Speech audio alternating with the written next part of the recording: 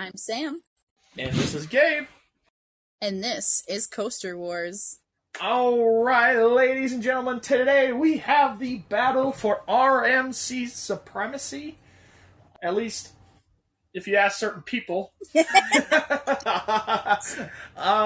is going to be a good battle, but one of these coasters I am very, very hard on. I'm very negative. I don't want to say negative, but I call it out a lot more than maybe some of the other roller coaster enthusiasts do. Obviously, you disagree with me a little bit because it made your top 15.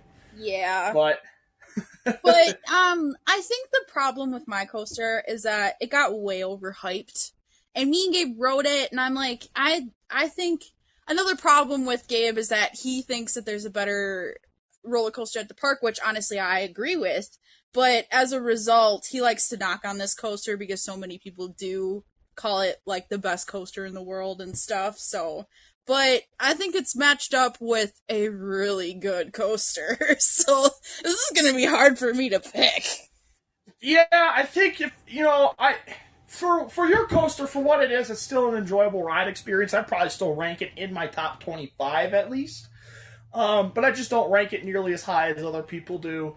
But the only way you're going to ever dethrone this coaster is with another RMC, I think. Just because RMC has such an individual and creative ride experience on each of their roller coasters that it's really hard to compete or compare other roller coasters to it. It's just not fair because they already have a structure built. They already have a good idea of what the layout's going to look like before they ever even start building the ride.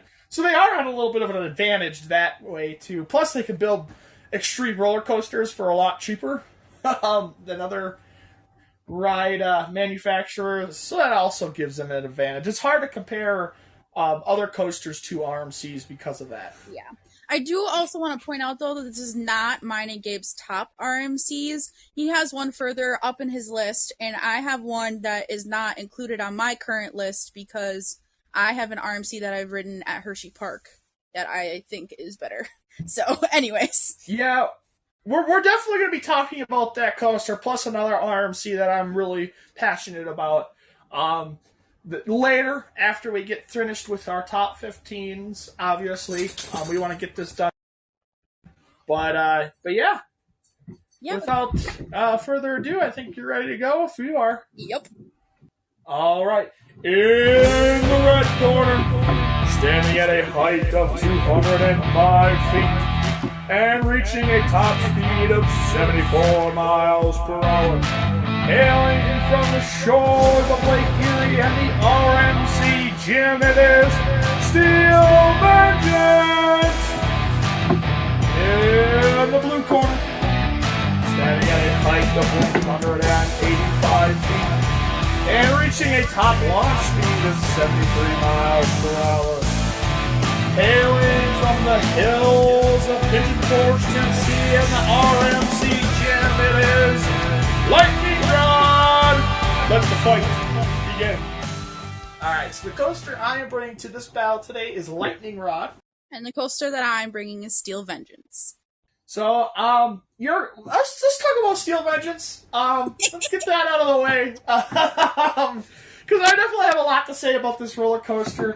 But I'll let you go. I'll let you talk about it. Talk about why you like it. Talk about the theming a little bit. Then I'll give my rebuttal to why I don't think it's that great. Well, okay, just real quick before I get started on this coaster, I think another reason why we knock on this coaster a little bit is the first ride we got on it was absolutely horrendous. And just to make a long story short, me and Gabe were in a bad mood, and we got on this coaster, and we didn't get in the back row, and we rolled that coaster, we were so mad. We're like, what even is that ride? That was so dumb.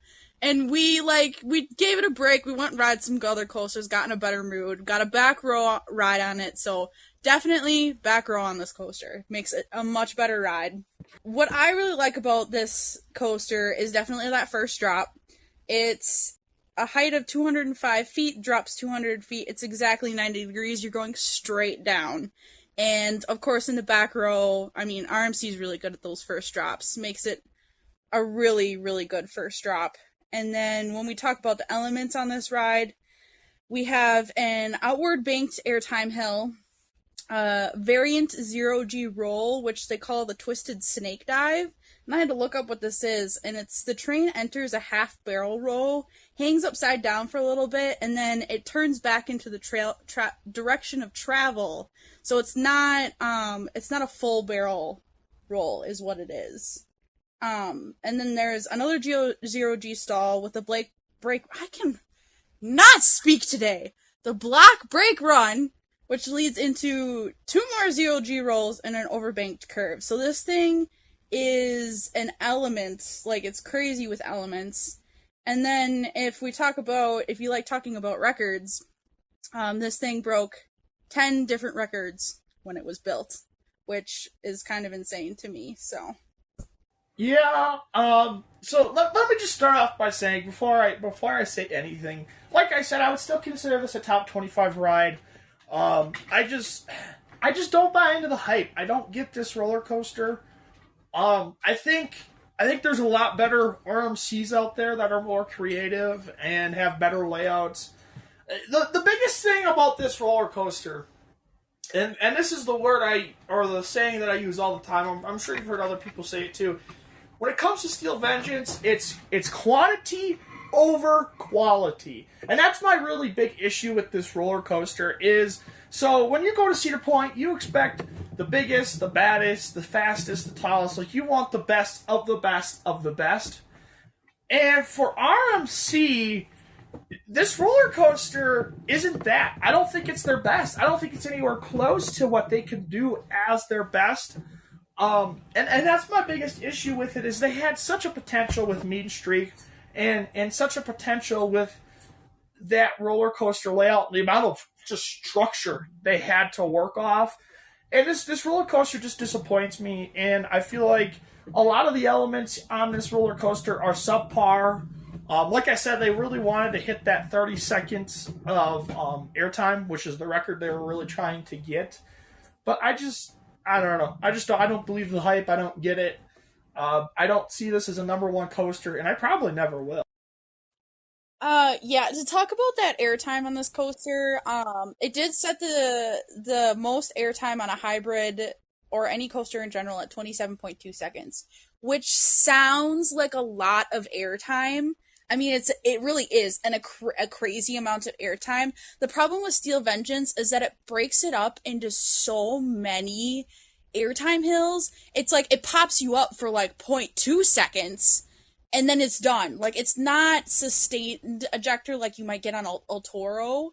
And so it just like, and then on top of that, with the restraints that you get with RMC trains, you're just banged into that lap bar that's sitting over your legs, which is also another knock that we have to have with this ride. And so I honestly would have to go back and get a reride on Steel Vengeance to see where it might fall again on my list.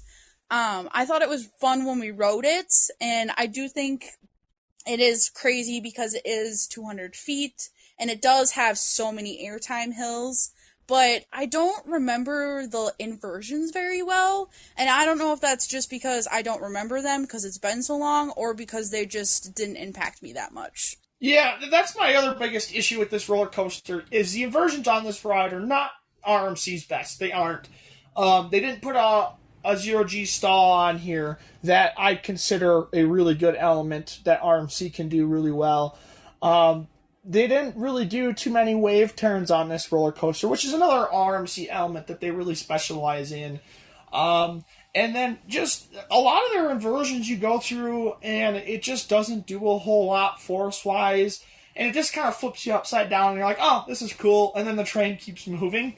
I just, like I said, RMC element wise has a lot better standout elements. This is what I prefer in a roller coaster. I prefer, when it comes to Steel Vengeance, I prefer maybe a track length of only 5,000 feet instead of 5,740 feet.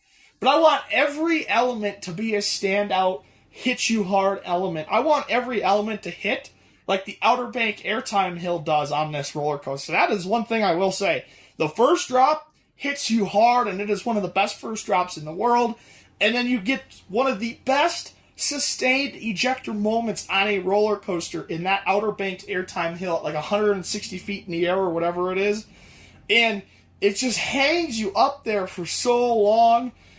But then the rest of the coaster just doesn't really do anything for me. I just don't get it. I want, like you said, I want sustained airtime like El Toro. I want, I don't like the back to back to back to back airtime pops for the whole entire roller coaster. And that's really how I view it, and that's how I see it. I like elements that are back to back to back for maybe a section on a roller coaster, but not for the entire ride experience. And that's honestly where I have the biggest issue with this roller coaster. Yeah, and to talk about the ride that it replaced just a little bit, that Mean Streak, I didn't do too much research on it, but it was a coaster built in 1991, and even though it was getting to get really rough and people were saying that it needed to either be retracked or replaced, it did operate for 25 years before they decided to do something with it. And then to have it RMC'd, I think really is a good way to kind of memorialize this ride, but then also update it for future generations. And unfortunately, I think what happened, like we said before, is this ride got way overhyped. They were trying to really advertise the heck out of this thing and say that it was going to be the greatest ride ever. And they built it, and me and Gabe rode it, and we don't even think it's the best ride in the park. Yeah, well, back in 2018, I would definitely say this is the best RMC. Hands down, back in 2018, that would be a true statement. It's the best RMC. I still wouldn't call it the best ride at Cedar Point, but it would be the best RMC. But then, since 2018, they have built a few more roller coasters, and they've really shown what they can do to create an ultra elite roller coaster. And that's why, in my opinion, I think this roller coaster falls behind a little bit. Obviously, it was the first, though. That's the one thing you do have to put an asterisk for. It was the first hyper hybrid roller coaster from RMC. And that's something that we do have to talk about, is this was the first. So maybe that's why I don't think it might not necessarily be the best anymore. But yeah, it's still a fun ride experience, don't get me wrong. It's just not for me, I guess. And it's just not my favorite. Yeah. To talk about those records a little bit, because like Gabe just said, it was the first hyper hybrid, and it really did break a lot of records when it was built. It was the longest IBAX track coaster that RMC had ever built, and it still holds that record, I believe. It was the longest hybrid when it was built, the fastest hybrid when it was built, the tallest hybrid when it was built, the steepest hybrid when it was built. But it also had the fastest airtime. It had the most airtime on a hybrid. But then, something that I didn't think about, so like, all these coasters would be like, oh my god, it broke 15 records when it was built. I was like, how the heck does it break that many records? Well, there's a section of records that it breaks, like, as park records. And so I got into this with this ride, and so what this roller coaster did for Cedar Point, right? I don't even know what park we're at. In terms of park records at Cedar Point, after this ride was built, they had the most steel track in the world at 57,865 feet, the most roller coaster track at 60,423 feet. They had the most rides at one park, but I do want to put an asterisk. This is not the most roller coasters. It is like all of their rides combined. I think the number was like 71 or something. Yeah. That record's always a little bit of a cheat, because they probably count little flat rides as a roller coaster or ride or amusement ride, whatever you want to call it. Yes. So that record's always a little bit cheap, I think, but But they also then had the most roller coasters that were over 200 feet, and they had the most roller coasters in one park with a drop of 90 degrees. So Cedar Point is a park to be reckoned with. Let's just say that. Oh, for sure, for sure. I think you got to dive into this layout real quick. We haven't really talked about it too much. Or did you do it in the beginning? I kind of went over the elements. I can go a little bit more into an actual layout of this ride. So you take a 100-degree turn out of the station, and you actually have two little bunny hills before you hit that chain lift hill. But it's a 205 chain lift that then gives you an exact 200-foot drop at 90 degrees, where you reach that top speed of 74 miles per hour. And then it's just airtime hill after airtime hill. We got a small airtime hill, a large airtime hill, but this is that one element that Gabe was talking about, that left outward banked curve, which gives you a really good moment of sustained ejector airtime, which leads into another small airtime hill, which leads into that first 0G roll, where we then have an overbanked right curve, a half stall, which is that weird inversion I was talking about.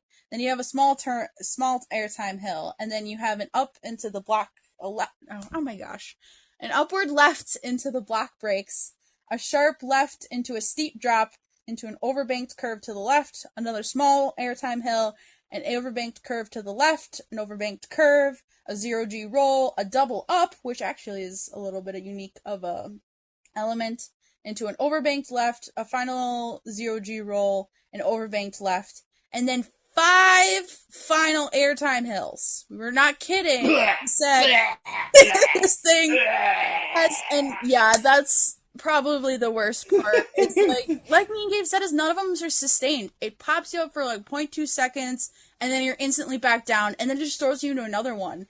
And it's like, a lot of people probably haven't ridden this ride, but what it reminds me of is the Zippin' Pippin'. It was a ride that Elvis Presley really liked, and they built, I think, like, did they build a replica of it at a place in Wisconsin, in Green Bay, Wisconsin, called Bay Beach? Yeah, they basically bought the design or the blueprints for it, and then they were able to reconstruct it at Bay Beach. But yeah, when you're talking about RMCs, though, that's not the roller coaster you want to be comparing them to. You get what I'm saying? Like, and I struggle with Steel Vengeance. I really do. A lot of people who watch my YouTube channel know I hate this roller coaster, and I like to talk a lot of shit about it. But I have like a legitimate argument here, I think, on why it's not the best roller coaster in the world. I mean, obviously it's an opinion. You can argue however point you want to argue. But you understand what I'm trying to get at with this ride, at least? I really do, because the point I was trying to make with the Zippin' Pippin' reference is at the very end of this like little kiddie roller coaster, you'd pay like $1 to ride this thing. There's one little pop of air, I guess what you would call ejector airtime at the end of this ride, and it slams you so hard into your restraints every single time we come to it. Me and Gabe go, brace, brace, and it is horrible. And like Steel Vengeance is just an entire coaster of that, which is not the most enjoyable. Yeah, it's that Zippin' Pippin' moment is one of the most violent moments on a roller coaster I've ever experienced. It really is. But that's what this roller coaster is it's just so violent. Like, I like when a roller coaster wants to throw you around and give you some really good forces and do it creatively in different ways, maybe upside down or, some laterals or whatever. But I feel like this roller coaster is just violent, but in a bad way, not a good way. You know what I mean? I can't get past that kind of ride experience, and that's why it will never break my top 15. Like I said, it'll never be a number 1 for me. Oh yeah, and I feel like for a good roller coaster, like you said, they can be really intense and have a lot of forces, but I also feel like there should be a level of re-rideability. Oh my gosh, again, I talked to it, I'm cutting this out. Re-rideability in there that allows you to really ride the coaster a couple times and really like figure out the elements and feel the elements and see where the best seat is on the ride, and like we can compare it to, I don't know, something like Maverick in the park. Me and Gabe really like that ride, and we rode that thing like 3 times in a row, I swear. And that thing is a very intense ride, but you can ride it 4 times in a row, and it's awesome. Yeah, like I said, this roller coaster just isn't my favorite, and that's what it comes down to. I'm sure if I get a re-ride on it, maybe my opinion will change, but I really doubt it. I just don't see that happening. But with that, we're already over 20 minutes, so we got to transition here. We're going to go way over. Oh, I know. So, transitioning over to Lightning Rod, a completely different ride experience from RMC. Something that no longer exists, so I don't know if you know this or not. I do! I saw the article today, and I'm like, dang it! But I'm also really glad that we got a ride on it, but continue, I'm sorry. Yeah, so they shut the ride down this fall. It's not going to be open for their Christmas events and stuff like that. and they're taking out the launched lift hill. Yes. It is a sad end to a roller coaster with kind of a sad history, let's be honest. Yeah. It was just so unreliable. I am one of the lucky people on planet Earth that every time I've gone to Dollywood, Lightning Rod was open for the entire day, which there is a lot of people that have been to this park that cannot say that. So, it'll be a lot more reliable. But they're also taking one of the best features out of the roller coaster. But we can definitely talk about it and talk this ride up a little bit. So, Yeah. Let's talk about what this ride originally was built as, and that was a wooden launch roller coaster. It was the first of its kind. It was the only of its kind.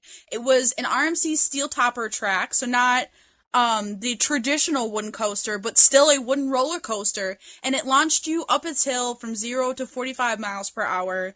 And what happened between to kind of go over a brief history of this ride, in the 2020 to 2021 season was several thousand feet of the track were replaced with their RMC's patented iBox track, and so they then had to convert the name of this ride to, it was then a hybrid.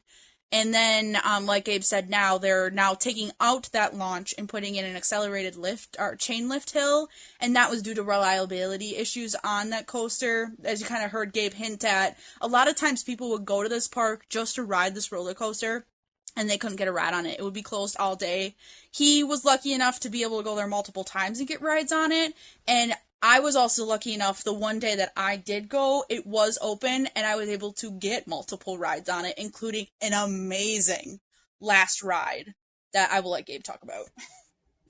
yeah, so one thing I would like to talk about a little bit is that accelerated lift hill that they plan to put on this ride.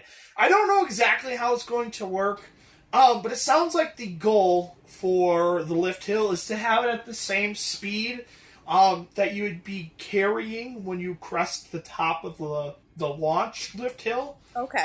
So it's not going to take away from any of the ride experience after the lift hill is the goal. It's still going to run the same speed. It's still going to have to run with the same forces. You're just going to lose that initial launch at the bottom of the lift hill, obviously, which is unfortunate. Because it's one of my favorite parts of the roller coaster is that launch. But yeah, so I've gotten multiple rides on this. This is a roller coaster that has moved around a lot in my rankings. My first time ever at the amusement park, I was incredibly disappointed. I was not happy with this roller coaster at all. I thought it was running really poorly. It just when I was there the first time, I got multiple rides on it, but it did break down several times throughout the day, and I don't think it ever reached its full potential. I don't think it ever fully got warmed up. Very rarely did I ride it with a full train as well. So that was some of the issues. But me and you, when we went back to the park, I said, we gotta go back and ride Lightning Rod, because it was still fun. We got one ride, was it one or two rides? I think it was actually two rides, at the very end of the night. So we rode every roller coaster in the park, and it was about 8:30, 9 o'clock, or 8:30, 9 o'clock, and we were heading towards closing time. It was their Christmas event, so they closed a little bit earlier, I think.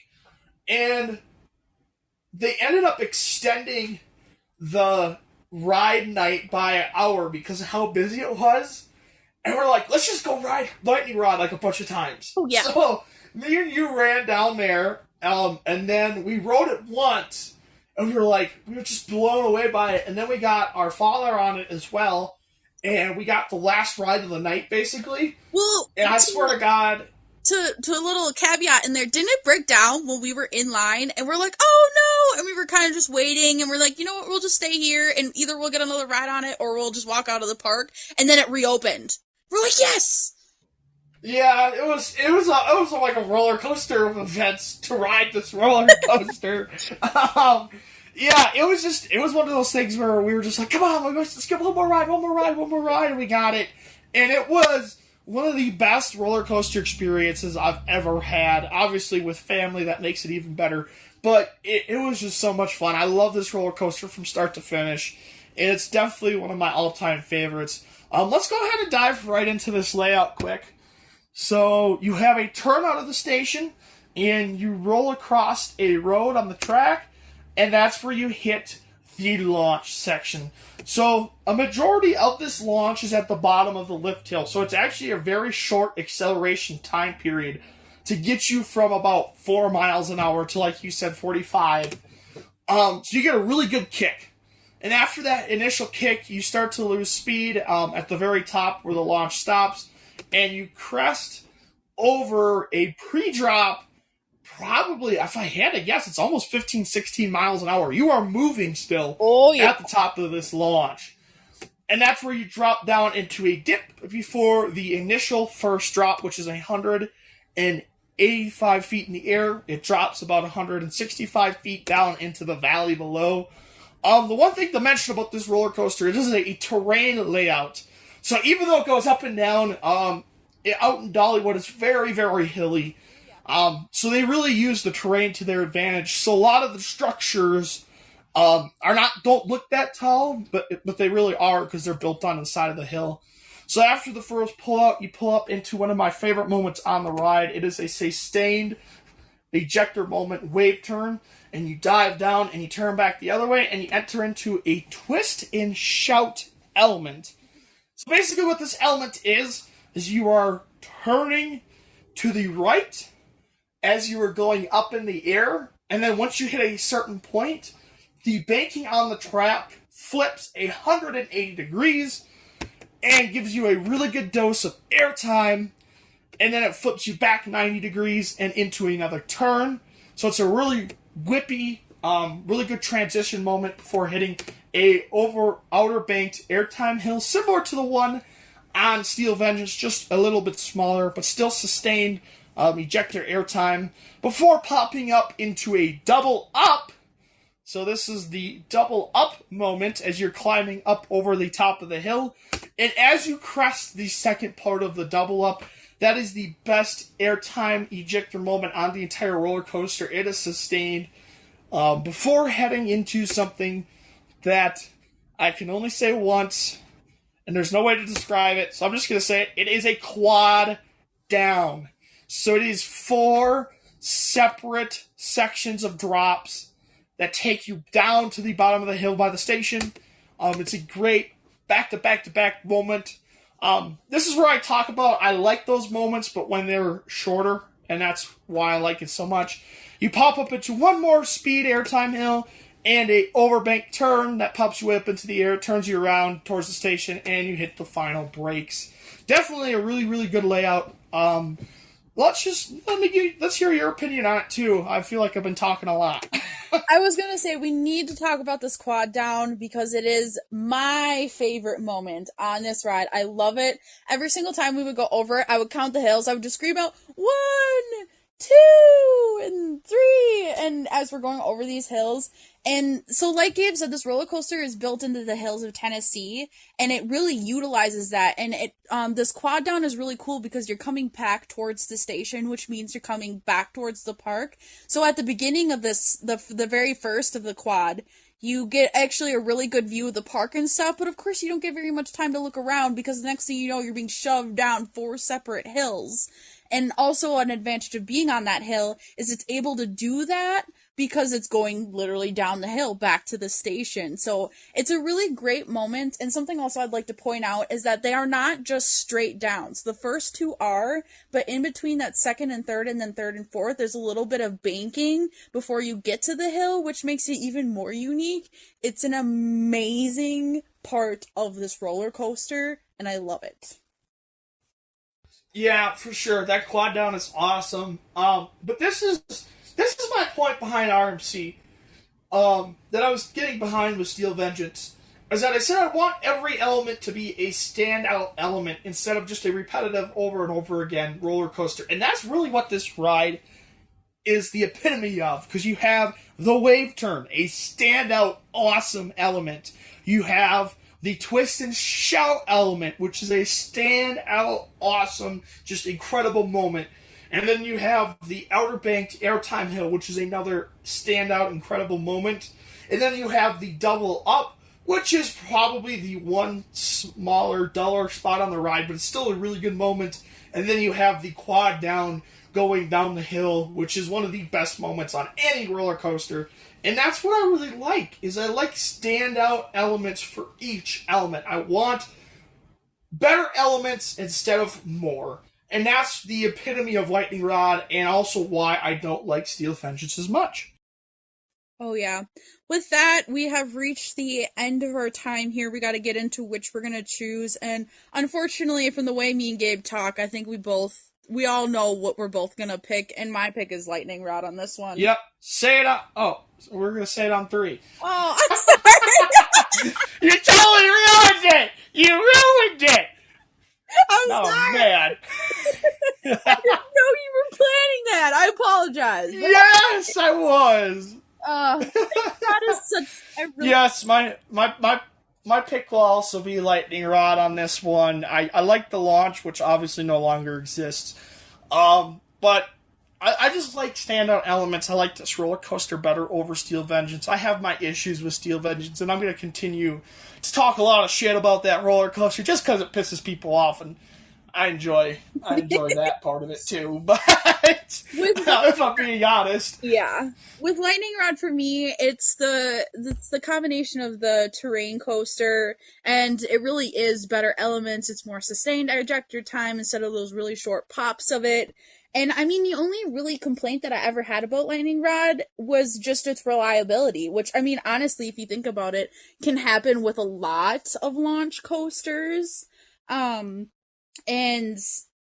something else that just I'm gonna talk about really quick before we run out of time is I also really like the theme park that it's at, which Dollywood is not geared towards roller coasters, so they only have a couple selections there, but it's a really beautiful park, and we had the great opportunity to go during the opening weekend of their holiday, like, extravaganza, and so the whole park was decorated with Christmas lights.